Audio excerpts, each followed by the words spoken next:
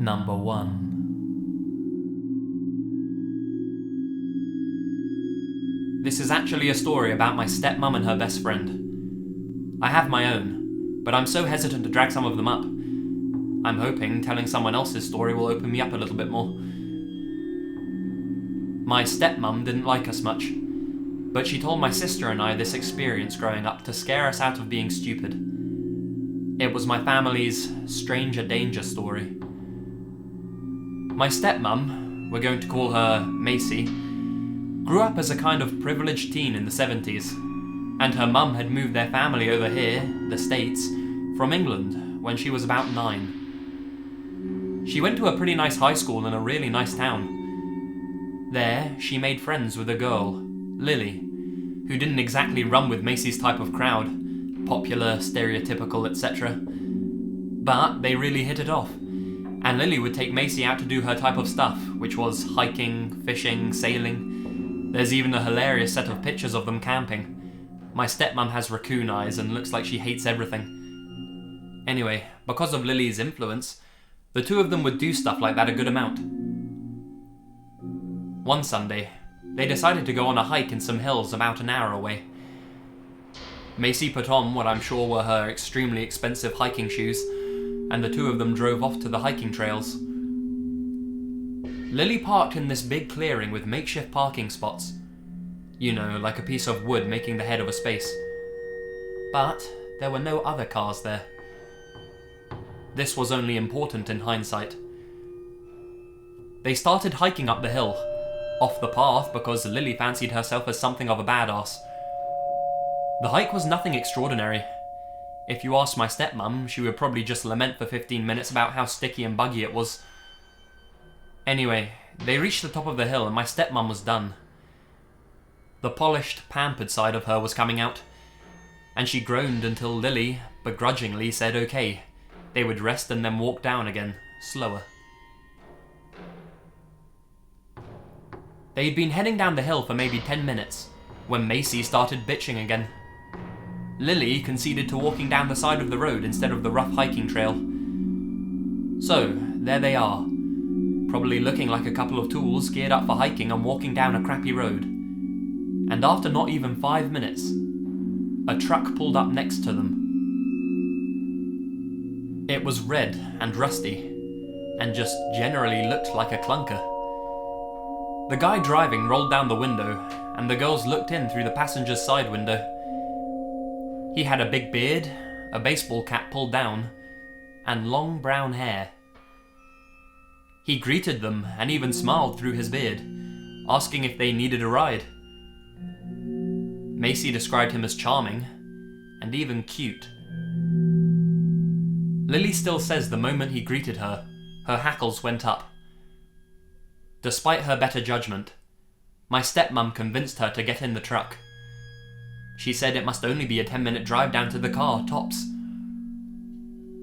The two girls opened the passenger's door to this rusty old thing, and the guy directed them behind the seat to get into the back.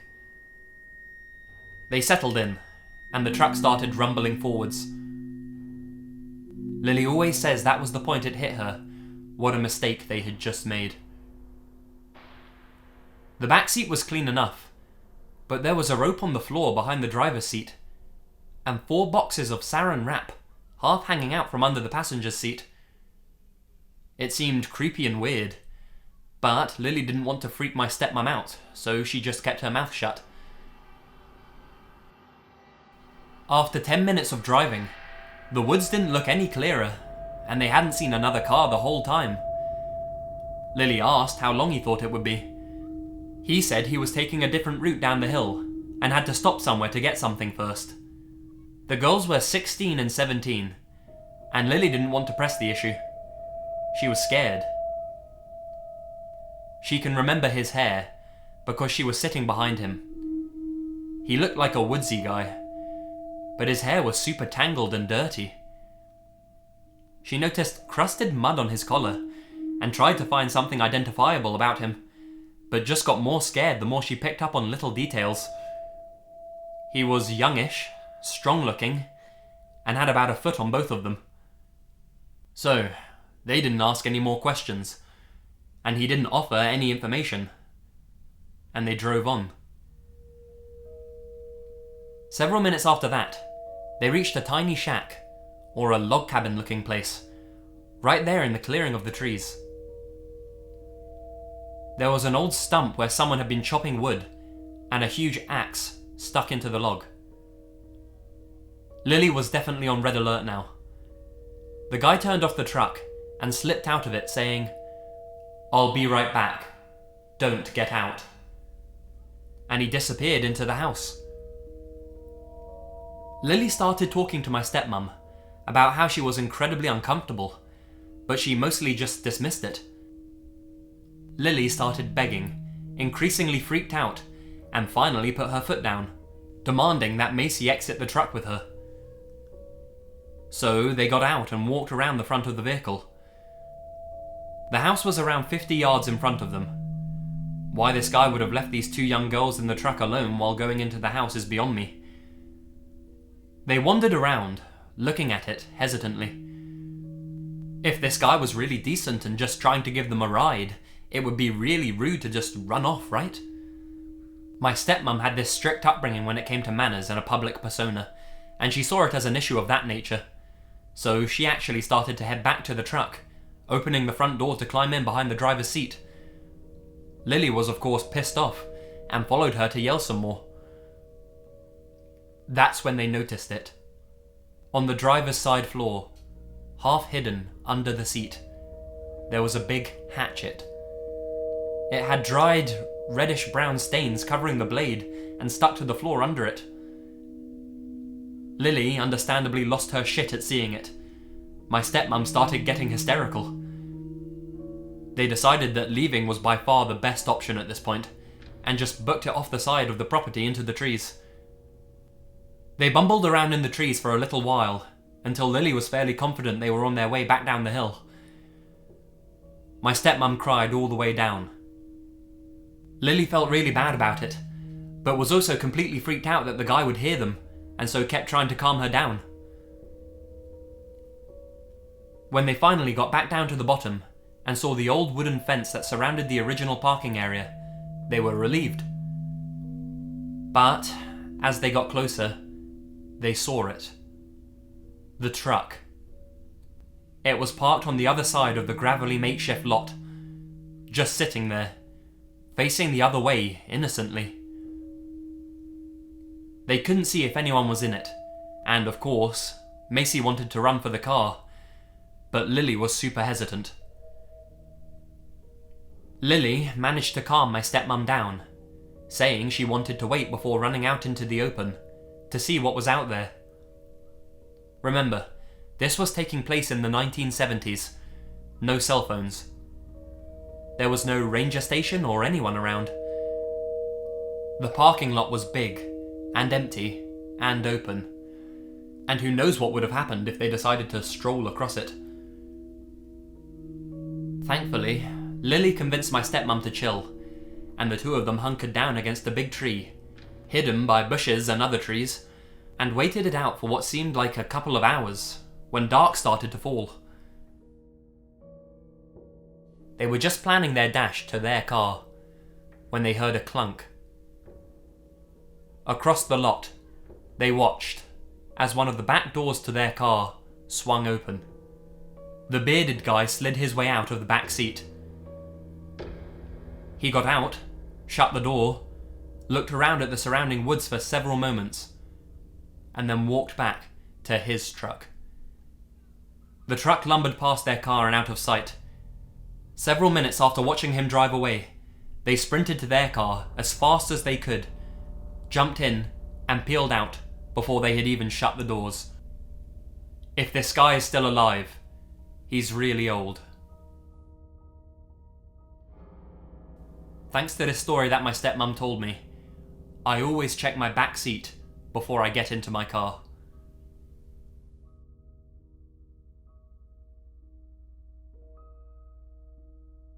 Number 2.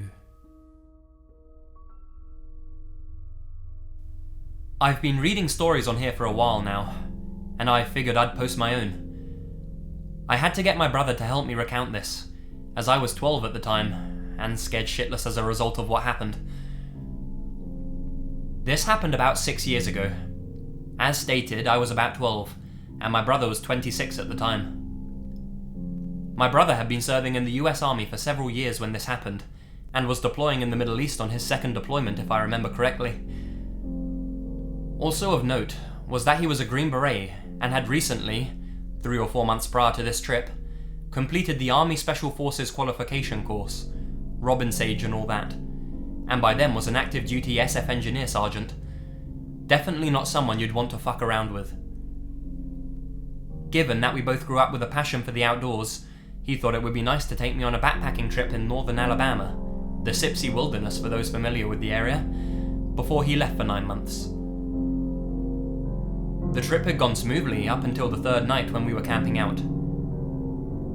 Around 8 PM, we had our tent set up, had eaten dinner, and were sitting by the fire talking about typical boy shit, guns, girls, etc.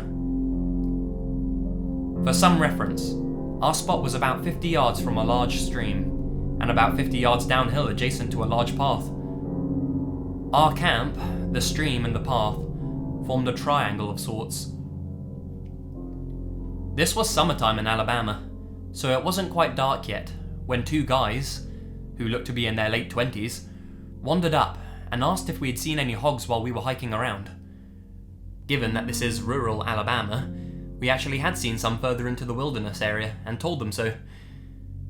Even though they were relatively polite, my brother called them good old boys, I got a seriously creepy vibe from them. Dirty clothes, greasy hair, scraggly facial hair, etc. I think they looked like they belonged in the movie Deliverance. They kinda hung out for a few minutes, maybe a little longer than they should have, looking around, asking us questions like how long we'd been out there, how long we were staying, and it looked like they were kind of sizing us up. They then abruptly said goodbye and walked away. I didn't necessarily feel threatened by them, and I know for sure my brother didn't, but I still felt uneasy about the whole thing. Fast forward 3 or 4 hours. My brother and I had gone to sleep and were nestling into our tent when I woke up to the sound of multiple dogs barking. I've always been a heavy sleeper, and they sounded like they were only about 100 yards away or so. My heart immediately started pounding, and I kicked my brother through my sleeping bag and asked if he was awake or if he'd heard the dogs. He responded, "I'm awake. They've been getting closer for the past hour or so. Just lay still and don't make any sounds." Needless to say, 12-year-old me was about to shit my pants. We would also hear sporadic shouts from several different sources, but neither came any closer. A few minutes later, my brother whispered, "They're just hunting for hogs. They use the dogs to pin them down and then they shoot them." This gave me some relief, but not much. Somehow, I managed to fall back asleep. The fact that they were doing this late at night was a huge red flag, my brother later told me, but I think at the time, he was just trying to keep me calm. Fast forward what was probably another 3 hours, around 2 AM. I'd managed to sleep pretty well after first hearing the hog hunters, when I woke up to my brother squeezing my shoulder firmly, saying, "Wake up, put your shoes on quickly, and follow me. Be as quiet as you can." My heart immediately went back to racing, because I heard the dogs and the voices in the distance, farther away than before, but still distinct. Not asking any questions, I did what he said, and as soon as we were out of the tent, he told me to get on his back. We snuck about 50 yards into the woods, towards the junction of the path and the stream, and crawled into some bushes. It was up a hill, so we had a pretty good elevated view of our campsite. I remember, as we were laying there, how loudly I was breathing, and how quiet he was, when I heard the very distinct sound of a pistol slide racking. I looked over, and my brother had a pistol, a HK USP that he gave to me a few years after this story took place. He was watching the campsite and the surrounding area. I started to whisper to him, when he put his hand over my mouth and pointed at the campsite. The group of hunters had steadily approached our campsite, and by this time, 30 minutes or so, had reached it. There were 5 of them, and about 3 or 4 dogs. They all looked relatively young, but 2 had either rifles or shotguns, and the dogs were going crazy, obviously having smelled our scent. For those of you who are backpackers or campers, nobody who comes up on a random camp in the middle of the night with dogs and guns has good intentions. I knew this, and my brother knew this. I was scared shitless. I couldn't make out what they were saying, but my brother later told me that they were talking about us, although he hadn't heard any specifics either. They lingered for about 20 minutes, shining flashlights around and talking to themselves, when my brother put his mouth to my ear and said, "If they come towards us, I want you to turn and run as quickly as you can. Don't stop, don't look back. Stay off the trail and look for the flashing lights." I didn't know what he meant by the flashing lights, but I'll get to that later. I knew I could make it back, because he had taught me land nav pretty well. He then handed me a flashlight and told me not to take the red filter off. He later told me that the red filter helps preserve night vision and cuts down ambient light, so it would be harder for someone to see me from a distance. At this point I was so scared I almost started crying, but at the same time I had a rush of adrenaline and what I think now was confidence that he thought I could handle myself. We laid there for a while longer, when, out of nowhere, they started screaming, "Where are you at?" and started firing into the woods at random. My brother dragged me back behind the crest of a hill and threw himself on top of me. Thankfully, from our position on top of the hill, we were protected from any gunfire. They shot maybe 5 or 6 more times, and then started walking back the direction they came from. They got maybe 100 yards away, when I heard a blaring siren and saw emergency lights flashing through the woods. Turns out, my brother had called the Forest Service office on a satellite phone he had. He did this while I was asleep, and they had sent out a Forest Service officer and game wardens to our area of the wilderness. The Sipsey Wilderness is about 25,000 acres in size, so it took them a while to get there on the dirt roads. When we saw the game warden's truck, my brother signalled them over with the light and pointed them in the direction the hunters had gone, and the guy sped off, shining his spotlight through the woods. As soon as we were sure they were all gone, we went back to our camp, packed up our shit, and waited by the path for the game warden to come back. The game warden gave us a ride in his truck bed, back to the main staging area. On the ride back, my brother told me how brave I'd been, and that we would talk about it with our parents the next day if I wanted to. I asked him not to do that, because I thought they might never let me go hiking again. We never got any definitive information on what happened to the rednecks we encountered. I have many friends who have gone out to the Sipsey area and had a great time with no creepy stuff going on. However, it truly is a wilderness, and law enforcement response, if you can even reach them, would be slow.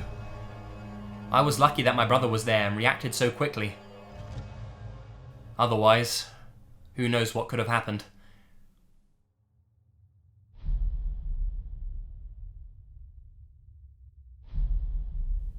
Number 3.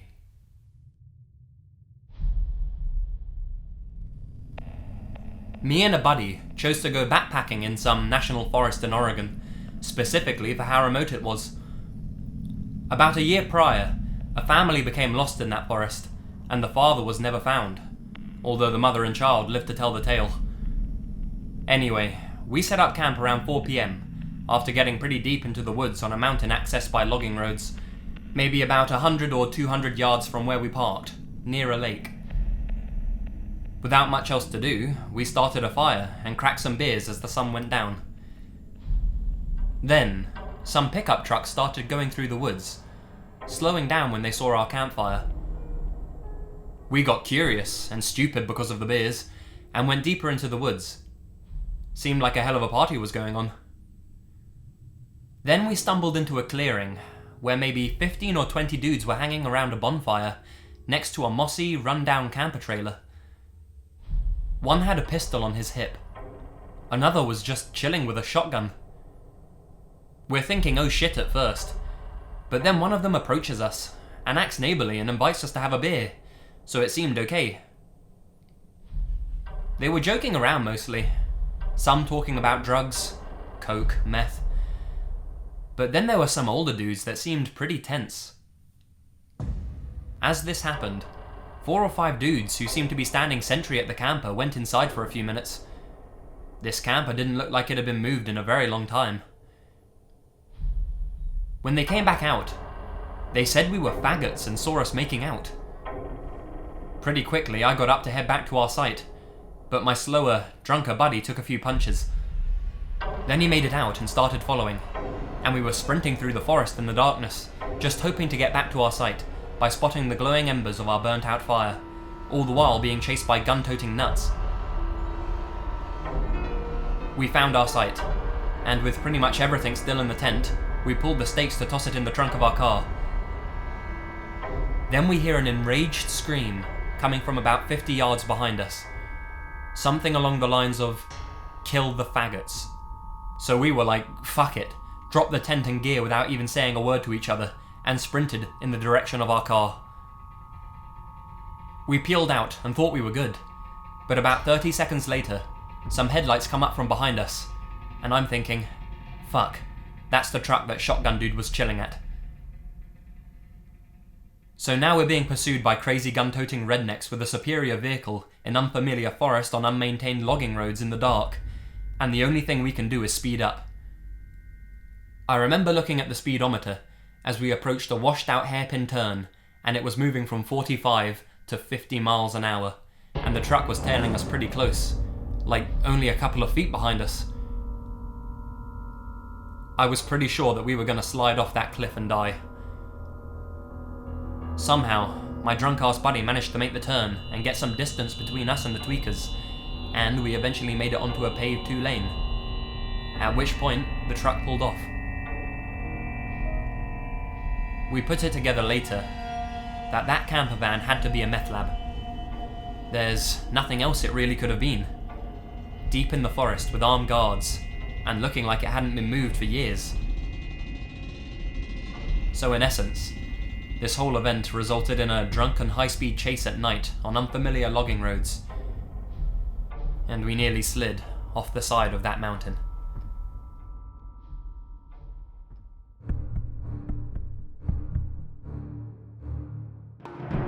Hi guys, Lazy Masquerade here. Thank you very much for listening. As always, I want to give a big shout out to my artist, Anthony, for the thumbnail that he's given.